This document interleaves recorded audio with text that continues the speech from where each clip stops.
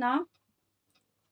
दोस्तों, मेरे चैनल पे आपका बहुत-बहुत स्वागत है और मेरी ओर से आप सबको बहुत-बहुत शुभकामनाएँ और ठाकुर जी की कृपा हमेशा ही आप पे बनी रहे। आप हमेशा खुश रहें, सुखी रहें, समृद्ध रहें, ये मेरी आप सबके लिए कामना है।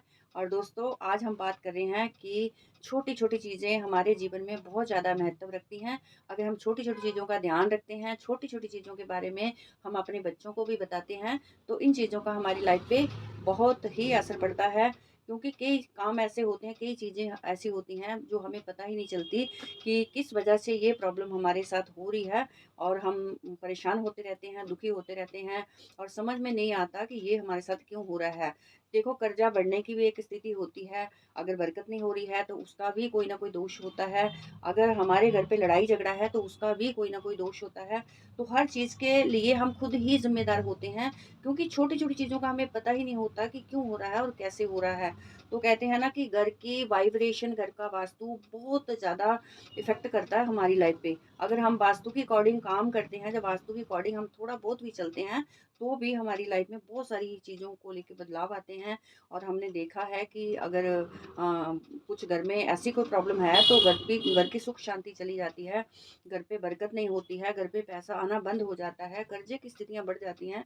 जिस काम में भी हाथ डालते हैं वो काम हमारा फ्लॉप होना शुरू हो जाता है। तो ऐसा क्यों होता है? अक्सर हमने कभी नोटिस किया या कभी नोट किया कि हमारे साथ ही ऐसा क्यों हो रहा है, जबकि क्यों ये स्थिति हमारे साथ बन गई है। देखो, हज़ारों लोग हैं ना, हज़ारों लोग दुनिया में अपने हिसाब से देखो बहुत तरक्की भी कर रहे हैं, हम भी मेहनत वैसी कर रहे हैं, हमारी मेहनत में कोई कमी नहीं है। जैसे कि दूसरे लोग कर रहे हैं, हम भी मेहनत कर रहे हैं तो कोई कमी नहीं है। बट फिर भी हमें इन चीज़ों को क्यों फेस करना पड़ रहा है, क्यों झेलना पड़ रहा है, ये हमें पता ही नहीं चलता। तो दोस्तों, चलते हैं। आज मैं छोटे-छोटे आपको टिप्स बताती हूँ, छोटे-छोटे उपाय बताती हूँ, आप करके उनका लाभ ले सकते हो। आप उन चीज़ों का ध्यान रख सकते हो और आगे अपने बच्चों को भी उन चीज़ों के बारे में आप सिखाइए, बच्चों को भी गाइडेंस दें। बच्चे भी पेरेंट्स से ही सीखते हैं, बाहर से बच्चों को पता नहीं चलता, आप पेरेंट्स ही सिखा सकते हैं।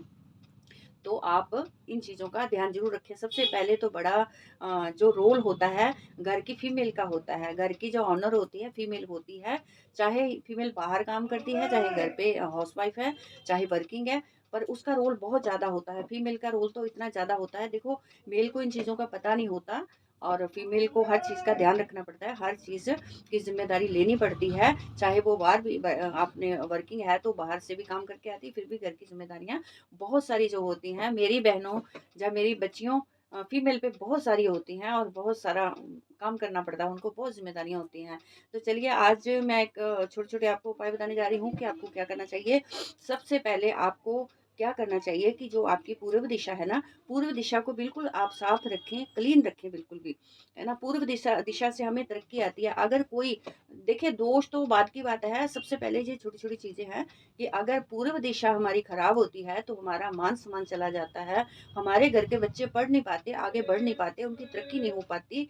तो सबसे पहले ये ध्यान रखिए कि अपनी पूर्व दिशा को आप बिल्कुल साफ-सुथरा रखिए, हल्का-फुल्का रखिए, उस पे कोई वेट ना डालिए।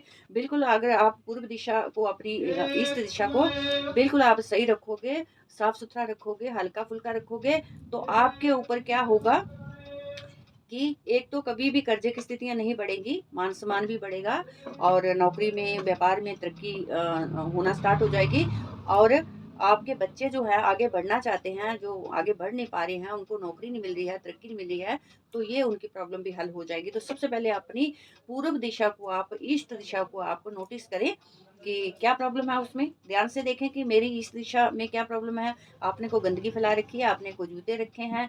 देखो, पूर्व दिशा में कभी जूते नहीं रखने चाहिए, गंदगी नहीं फैलानी चाहिए। बहुत ज़्यादा बुरा प्रभाव पड़ता है, बुरा इफेक्ट पड़ता है इन चीज़ों पे। आगे तो मैं चल के आपको बताऊंगी कि वास्तु के अकॉर्डिंग हमें पूर्व दिशा में कौन कौन सी चीज़ें बनानी ही नहीं चाहिए। तो चलिए, छोटी छोटी चीज़ें हैं, ये साधारण है, ये तो हर बंदा कर सकता है। तो आप अपनी सबसे पहले, आपको अगर ये प्रॉब्लम है, तरक्की नहीं हो पा रही है, सब रुकावटें आ रही हैं, तो आप अपनी सबसे पहले पूर्व दिशा को आप नोटिस करें, क्योंकि पूर्व दिशा से ही तो हमें मान सम्मान मिलता है, सब कुछ। तो आप नोट करें और देखें और अच्छी तरह से आपको अगर लग रहा है कि कोई बदलाव उसमें होना चाहिए, करना चाहिए, तो आप उसको करके आप अपने जीवन में काफ़ी सारी प्रॉब्लमों से बच सकते हो। नंबर 2, पश्चिम दिशा। पश्चिम दिशा में आप जितना मर्ज़ी आप बेट दे सकते हो। देखिए, गंदगी तो किसी भी दिशा में नहीं होनी चाहिए। नेगेटिविटी किसी भी दिशा में नहीं होनी चाहिए। पर पश्चिम दिशा में जो भारी भरकम चीज़ें होती हैं, जो स्टोर रूम जो भारी भरकम चीज़ें हैं, वो आप पश्चिम दिशा में रख सकते हैं, कोई प्रॉब्लम नहीं है। पश्चिम दिशा में आप भारी भरकम चीज़ें रख सकते हैं और आपका स्टोर रूम भी हो सकता है, हैवी चीज़ें रख सकती हैं। जैसे आपको कोई ऐसी चीज़ें रखनी हैं जो काफ़ी लंबे समय तक जिनको आप यूज़ नहीं करते हैं भारी भरकम में, तो पश्चिम दिशा में आप उनको रख सकते हो, उनका कोई दोष नहीं है। तो तीसरा है कि उत्तर दिशा में, उत्तर दिशा तो भी एक पैसे की, धन की दिशा है और हम देवी देवताओं की देखो शिव का वास होता है और हमारा जो मंदिर जब भी होता है तो ईशान कोण में होता है। तो जो है उत्तर दिशा, उसको भी हमें हल्का फुल्का रखना है और उसमें भी कोई गंदगी नहीं रखनी है, कोई शूज नहीं रखने हैं, कोई जूते नहीं रखने हैं। धन की दिशा होती है तो हमें धन की प्रॉब्लम आना स्टार्ट होती है, धन हमारे पास नहीं आता है, लक्ष्मी कभी टिकती नहीं है और घर पे पैसे की बरकत बिल्कुल नहीं होती है। तो आपको क्या करना है, उत्तर दिशा में आपको बिल्कुल भी हैवी चीज़ कोई नहीं रखनी है, कोई कबाड़ नहीं रखना है, कोई स्टोर रूम नहीं बनाना है, कोई जूते शूज़ नहीं रखने हैं। इस तरह की चीज़ें आपको उत्तर दिशा में नहीं रखनी है, हल्का-फुल्का सामान रखें और उत्तर दिशा में आपको साफ-सुथरा बिल्कुल क्लीन रखें और हो सके तो ईशान कोण में पूर्व और उत्तर का जो कॉर्नर है ईशान कोण में, वहाँ आप भगवान की मंदिर रखें। भगवान का मंदिर नहीं तो कोई ना कोई अच्छी सी भगवान की, लक्ष्मी गणेश की कोई छोटा सा मंदिर या छोटी सी जगह बना के गणेश जी की, लक्ष्मी जी की, भगवान शिव परिवार की कोई ना कोई प्रतिमा वहाँ पे रखें और धूप दीप जरूर करें आप ईशान कोण में, क्योंकि वो बहुत महत्वपूर्ण कॉर्नर होता है हमारे लिए। तो दक्षिण दिशा में आप चलते हैं। दक्षिण दिशा क्या होती है, जम दिशा होती है, मंगल की दिशा भी है और जम दिशा भी है। तो जम दिशा है तो हमें क्या करना है, दक्षिण दिशा की ओर हमें करके कभी भी नहीं सोना है, पैर करके कभी नहीं सोना है।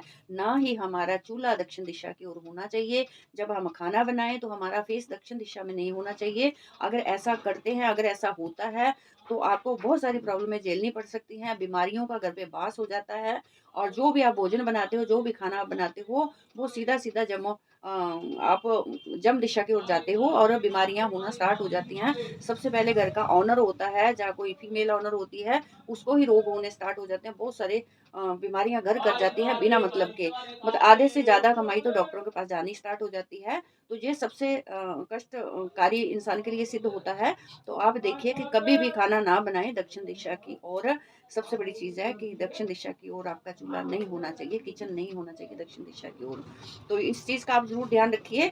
और दक्षिण दिशा की ओर बड़ा ये दोष हमें लगता है कि आपको पैर करके नहीं सोना है। अगर आप पैर करके सोते हो, उत्तर की ओर सिर रखते हो, दक्षिण की ओर आप पैर करते हो, तो भी आप बीमारियों के शिकार हो जाते हो। रोग आपको आते हैं, रात को सही से नींद नहीं आती है, बुरे-बुरे सपने आते हैं और हमेशा ही परेशान रहते हो। तो आपको इस चीज़ का ध्यान रखना है। तो दोस्तों आज मैंने छोटे-छोटे आपको ये उपाय बताए हैं। आगे चल के मैं बताऊँगी छोटी-छोटी चीज़ों की हमें क्या-क्या चीज़ें कौन-कौन सी दिशा में अप्लाई करनी चाहिए और किन-किन चीज़ों को अप्लाई करने से हमें लाभ मिलेगा। तो अगले वीडियो में मैं आपको बताती हूँ। आज के लिए इतना ही। चलती है, फिर मिलते हैं। आप मेरे साथ जुड़े रहिएगा। मेरे चैनल को लाइक करें, शेयर करें और सब्सक्राइब करें। अगर यूट्यूब पे देख रहे हैं तो सब्सक्राइब कर दें, बेल आइकन को प्रेस करें। अगर आप मेरे फेसबुक पेज को फॉलो कर रहे हैं तो मुझे ज़्यादा से ज़्यादा फॉलो करें, शेयर करें। तो दोस्तों चलिए मिलते हैं अगले वीडियो में। तब तक अपना ध्यान रखिएगा। इसी के साथ जय श्री कृष्ण।